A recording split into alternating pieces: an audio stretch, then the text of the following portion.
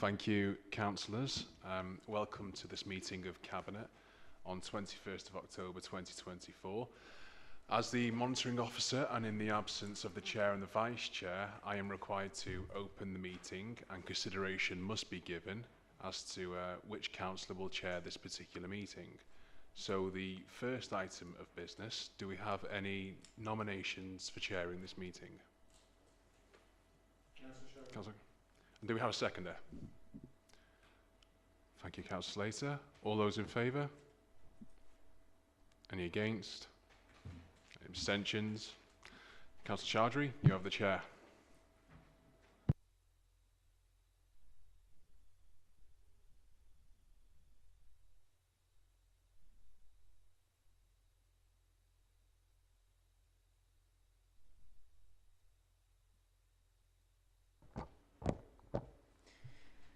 Good evening and welcome to the Cabinet meeting on 21st of October 2024.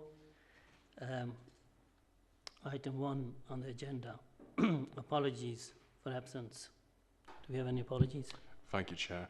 We have apologies from Councillor Mick Fitzpatrick, Dennis Fletcher and Paul Walker. Thank you. Item 2, declarations of interest.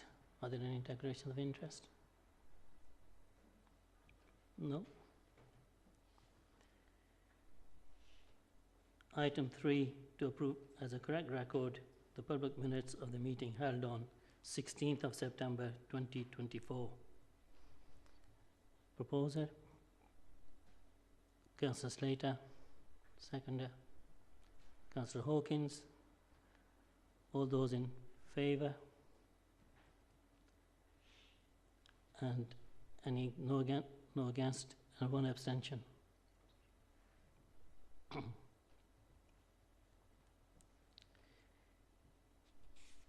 Item 4 is there any urgent business? There is not, Chair. No. Thank you.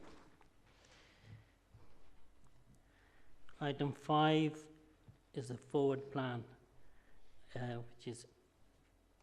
which has been circulated. I think it is to note. Are there any comments on the forward plan?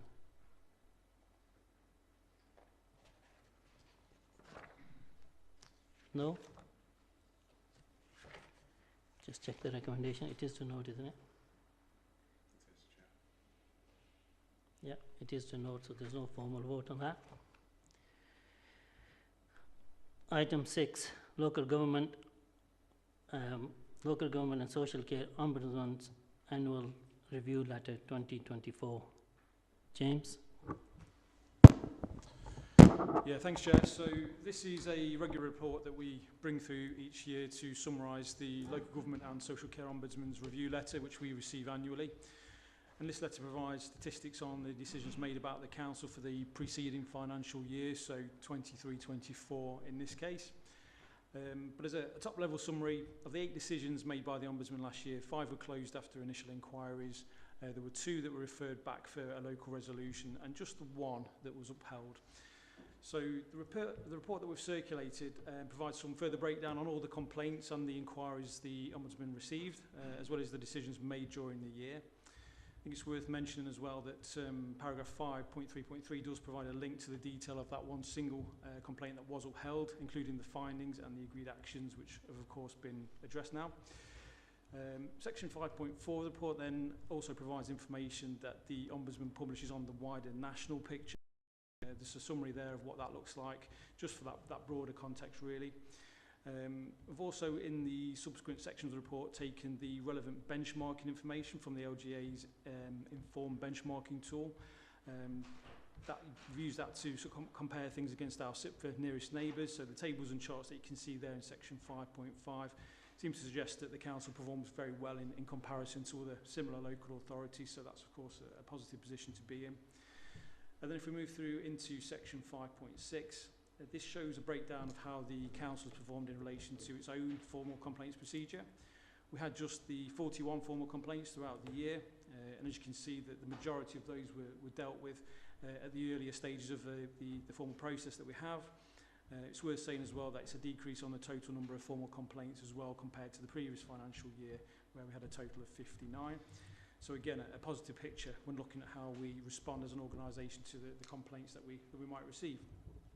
Of course, we also use the complaints process as an important learning tool. So the report goes on to show the service improvements that departmental managers have identified following any formal complaints that we have received, as well as also providing a breakdown on the positive feedback, you know, the compliments that the council has received, as well as those complaints. Of course, any compliments in that way, we will of course pass on to the relevant services or their relevant colleagues as feedback. So there's lots of analysis there, as I've said, in terms of the complaints and compliments that we receive. Also wanted to highlight section 5.9 of the report. So back in February, the Ombudsman launched its complaint handling code. This sets out a single standard for complaint handling across local authorities. So the Ombudsman will be considering any casework that they receive from April 2026. However, it's suggested in the report that we look to implement some changes to our own council's procedures to take effect sooner rather than later, really. Good practice. So we want to align our process to the code and also to slightly streamline the processes that we have as well. So as you know, the complaints procedure does form part of the Constitution, so there's some suggested amendments attached as Appendix 4 to the report for the full council to consider later in the year. So that's really just a high-level summary of the report. As you can see, there's comprehensive data included in the various appendices that are attached to the main document, which just underpin, I suppose, the detail in the main report. It's leading to two recommendations being presented this evening to the Cabinet. Firstly, that the annual review letter be received and noted, and then secondly, that the changes to the Council's complaints procedure, which was summarised in section 5.9 and Appendix 4 of the report, be recommended to Council for approval, and that these changes take effect immediately following approval of the updated Part 4C of the Constitution. With that, I'm happy to pass back to you, Chair, for any questions. Thanks, James. A very good and detailed report and quite comprehensive. So are there any questions or comments? Councillor Hawkins. I agree with you about the report being very full and very well written. 41 complaints last year, James. How does that compare with previous years, last few years? So there's some detail provided there. As I mentioned in the presentation, we had 59 last year, so it demonstrates a slight decrease on last year. Of course, we bring this report forward every year to provide that context. So, as I say, it's a positive position, I believe, to be in. Certainly when we look at the other similar local authorities that we have as well, we do compare favourably to other local authorities. So, as I say, I think it's quite a good position to be in. It's a point well worth making in comparison to comparative local authorities, our position itself. Any other comments or questions? No? So we do have two recommendations. One is to simply note the annual letter, and the second one is to recommend the changes to the Constitution to the full council for approval. All those in favour? It's no against, no abstentions, or unanimous.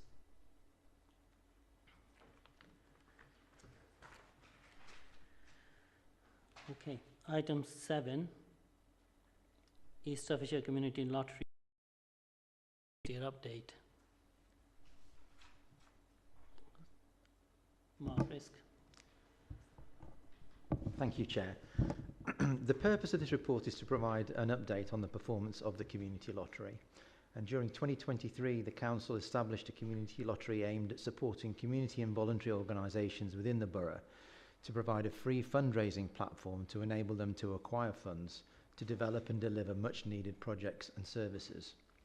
In total, there are 59 organisations from a range of organisations across the borough engaging with the community lottery, and in the first 12 months of operation, a total of £14,086.80 has been raised through 23,478 ticket sales from 377 players. By way of comparison, data made available from 2 other lotteries that have been operating for the same period of time as the Staffordshire lottery have recorded annual funds raised of £9,000 and £21,000 respectively. showing the East Staffordshire lottery as performing in a reasonable light compared to those two. Further comparison with other community lotteries in Staffordshire is shown at 8.2 of the report. An important part of all community lotteries is the Central Good Causes Fund, which is managed by the council as the lottery operator. During the first year of operation, this central fund has raised just under £2,800.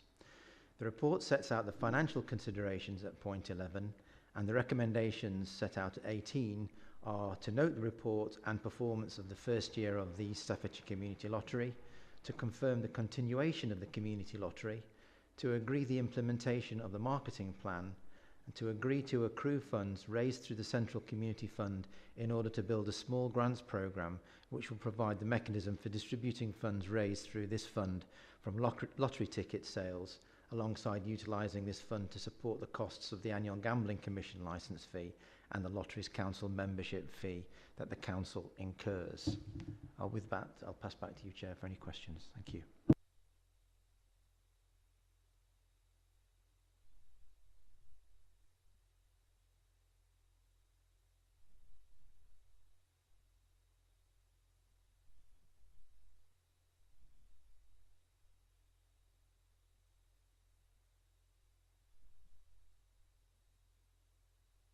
Sorry. Yeah, do I have a proposal for the report, for the recommendations contained in the report? Councillor Slater, could I have a seconder, please? Councillor Louise Walker. Those who are for the report?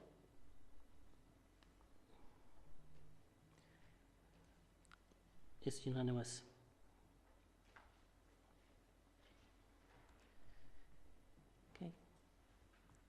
Item 8 is review of supported housing for working age adults. So please note there's an appendix attached, Appendix 2, which is attached to this report, which will be considered in the private part of the meeting. So if the councillors have any points to discuss specifically on the appendix, please could they raise them in the private part of the meeting. I now invite Brett Atkinson, Housing Options Manager, to present this report. Thank you, Chair.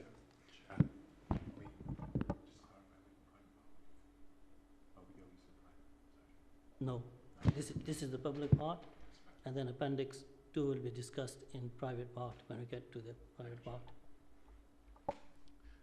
Supported housing is utilised to assist households that are unable to manage their own independent accommodation and thus need care and or support. Common presenting issues include homelessness, substance misuse, mental health problems, lack of life skills, and learning disabilities. These are not always distinct groups, and many individuals may have multiple needs. Currently, the Council has 7 supported accommodation providers in receipt of exempt housing benefit, providing services to around 338 people. The growth in the number of providers who are not-for-profit, as opposed to being a housing association or registered provider of social housing, has created a substantial cost pressure on the Council. The difference in how the subsidy calculation works in each case is set out in Appendix 1. The Council has sought to secure value for money from the sector over successive years by closely following the work of the pilot authorities and adopting good practice when available, as well as participating in panel consultations. In 2019, the Council adopted a project plan to improve value for money from the sector, and it is believed that this has been partly responsible for preventing further growth. The Council has since invested from its own reserves in order to secure additional resource for rigorous assessment of the housing benefit regulations. As at July 2024, the Supported Housing Visiting Officer has visited all 7 supported accommodation providers and requested to visit 107 residents. 45 of these residents either refused or simply did not attend the meeting. This level of attrition was expected and is replicated by other authorities who've piloted this approach. The Supported Housing Act was first introduced as a private member's bill to respond to ongoing reports of problems with the quality of supported exempt accommodation in the current regulatory framework. Although the Act officially came into force on the 29th of August 2023, It effectively gave the Secretary of State a set of powers which could be utilised subject to certain provisions. These powers have not yet been utilised but are described in Section 7. The supported accommodation sector has stabilised and there are early signs of a slow decline in the growth of the sector.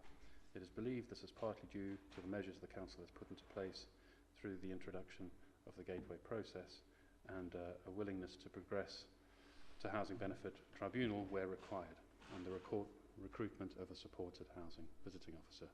In general, the standard of supported accommodation has been found to be in line with the regulations, with only relatively small improvements identified. There are two recommendations. The first recommendation is for Cabinet to endorse the approach that is being taken to driving up standards in the supported accommodation sector, and the second recommendation is that consideration for continued financial support of the supported housing visiting officer role will be discussed as part of the 25-26 budget process. And with that, I'll hand back to you, Chair. Thank you, Brett. Again, quite a detailed report, as usual. Do councillors have any questions on the report and not the appendix? Councillor Hawkins, yeah. Can I just make an observation rather than a question? Personally, of all the reports I've read, and I've read many since I joined this council, this, from something I knew very little about, has been one of the most informative things that I've read. And I think the work that has been done in this is, well, excellent. I'm particularly struck by the second recommendation, and I hope that it is more than consideration. And I, for one, shall be moving forward on this, if I can, because I believe that the work that Carl is doing, if we could get that replicated, we will be really moving on, and we would be helping the people that really need it most and getting underneath and into the people who are perhaps not using the system or managing the system as well as they should. So I think this is an excellent report. Thank you, Councillor Hawkins. Any other questions or comments? No? So we do have two recommendations in section 15 of the report. So do I have a proposal for the recommendations? Councillor Slater, do you have a seconder? Councillor Hawkins, could you have a show of hands who are in favour of the report? Again, it's unanimous. Thank you.